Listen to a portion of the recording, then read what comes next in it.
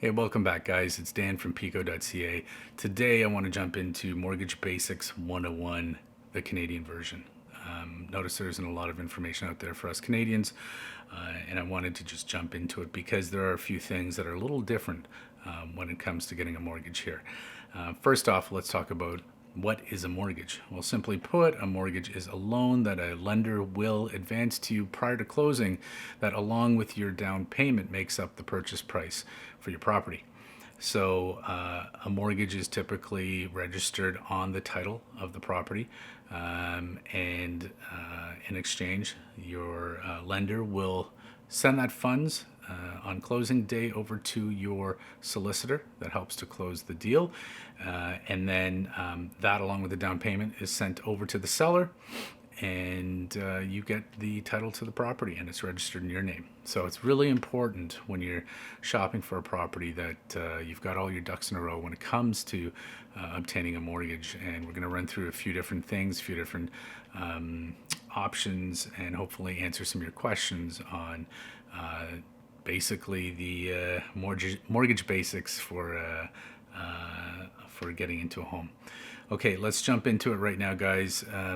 Also keep in mind, this is just a really quick summary, so I'm going to jump into a few of these specific topics in a little bit more detail. You can find out the links below. I'll put them in the description.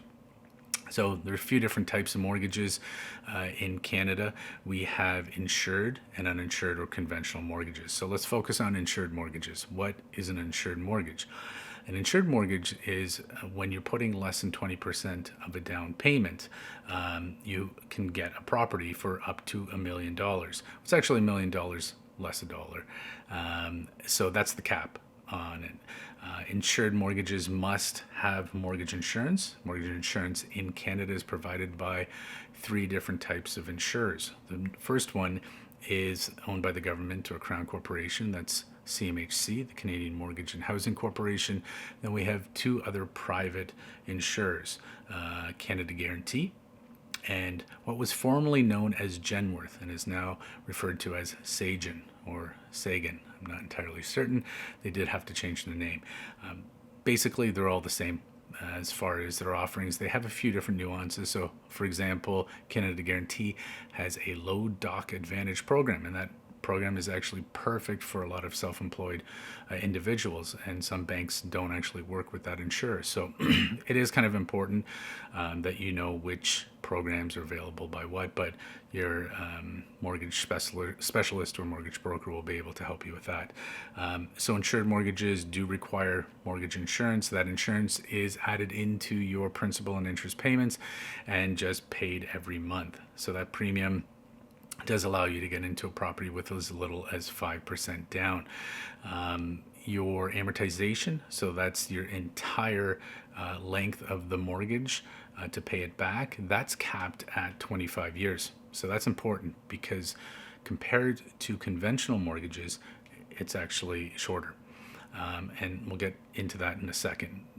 One of the benefits, though, of an insured mortgage, besides having to put less than 20% down, is that you have lower interest rates. So essentially, if you see online any of the rate comparison websites, you're going to see interest rates that are quoted. Those interest rates, 9 out of 10 times, are for insured mortgages.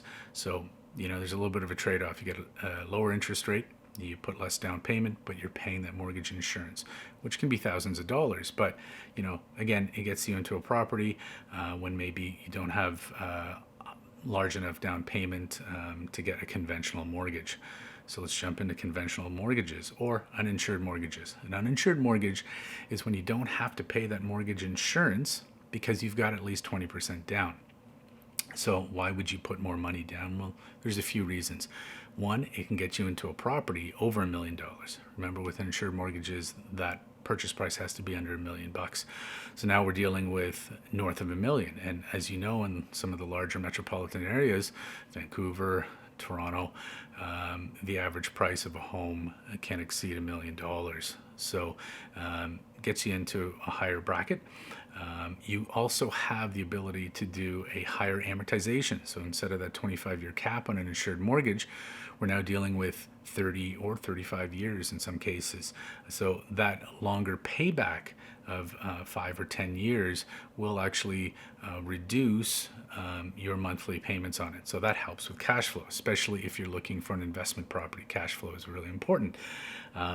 So interest rates are a little bit higher for uninsured mortgages, but that's because it's not insured or back-end insured by the bank. So in the event of a default, they can't go back to the insurer to kind of get their money back.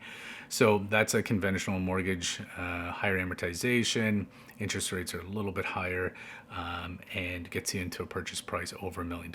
Also, you're not paying that mortgage insurance, saves you some money there. So you may have heard of the term open mortgage or closed mortgage, two different types of mortgages in that case. Essentially, it's pretty straightforward. An open mortgage is a mortgage where you can pay it off at any time. It's fully open, so no penalties to pay it back early. You're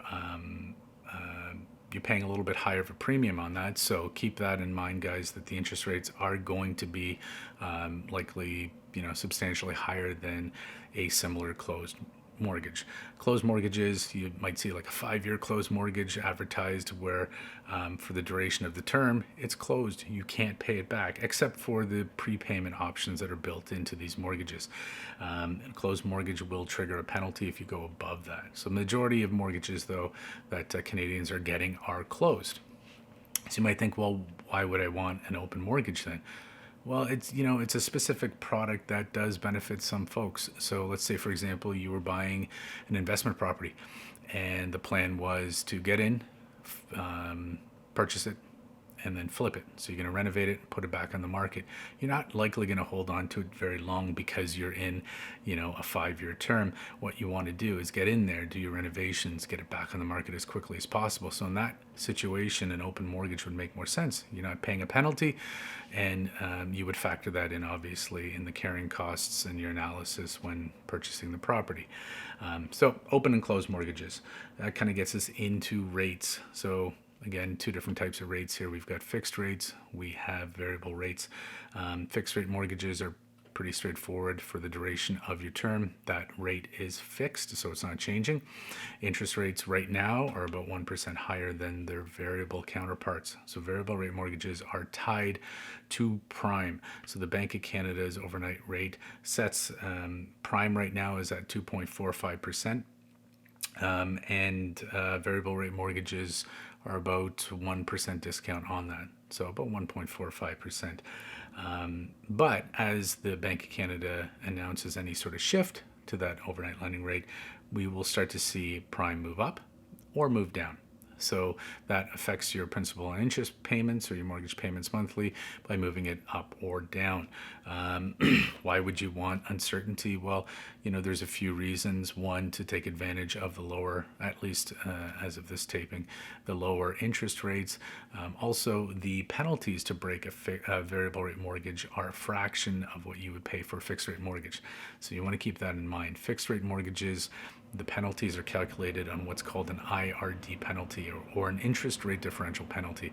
That penalty can be up to 9 times or even more expensive than a variable rate mortgage where they just calculate it based off of 3 months interest, regardless of when you break the term. So keep that in mind, fixed and variable rate mortgages. But we can jump into this. I'm sure we'll do a whole bunch of videos on the differences with fixed and variable. And, as the market sort of changes, we'll go back and address that and see, what's the best option there. And then we're going to jump into amortization and terms. You may have heard me speak about this earlier in the video. I've probably used both of those, amortization and term. Well, what's the difference? That's a great question. So remember, I mentioned on an insured mortgage, you've got a 25-year cap on your amortization. You can't exceed that. That means you've got 25 years to pay it back. But you might sign a contract or a commitment on a 5-year term. So the term is what determines the length of the agreement for the interest rate, for example. So if you get a 5-year 2.49, that means after 5 years, you're up for renewal or renegotiation with the lender. So you can renegotiate your rate at that point. But the overall payback period that those payments are calculated on is calculated on that amortization period. So that's really important, and I think I'm going to do a video on the difference with amortizations. And some folks want to really pay off their mortgage pretty aggressively, and they don't like the idea of 30 or 35 years. But there's some strategies that I really want to dive into to show you that there's a right way and a wrong way to do things, and we'll jump into that in another video. And that kind of leads me to the final point here, guys, and that's pre-approvals, prepositions, and then approvals. And what's the difference? Well, simply put, I know you can go online, you can grab some numbers, punch it into a computer, or punch it into a website rather, and then it'll spit back a number, and typically that number is a range of what you're approved for. But no one's looked at it, and chances are it's just done by an algorithm. So you want to make sure that you've had someone that's fully underwritten, fully reviewed your financials to make sure that you've got an accurate picture when you're going in to put an offer on a property. So either way, those if it's underwritten by someone at the bank personally, or from a mortgage broker, you want someone to get eyes on it to make sure that they've reviewed everything from your income to your down payment to your credit score, and then the last sort of piece of this puzzle that we're not really going to have any idea of is the property, and that's just as important. So when you have a purchase agreement that's been signed by both seller and buyer, you'll send that over to your mortgage broker, and they'll take a look at it, and then they can go to the bank and get a firm approval issued. And that approval is going to have some conditions that must be met prior to closing and prior to them advancing the mortgage.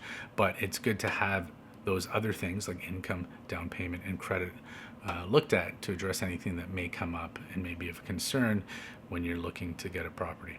Anyway, guys, Mortgage Basics 101, kind of jumped into a few things. If I missed anything, left anything out, or if you guys have questions that I didn't answer, just leave it in the comment section below. I'll try to answer it best I can. And keep in mind, there's a few things here that I'm going to jump through: fixed and variable rates, amortization, term, insured, uninsured, the different types of programs that some of these insurers are providing. So we can address all of those in different videos, but just wanted to kind of give you a quick overview.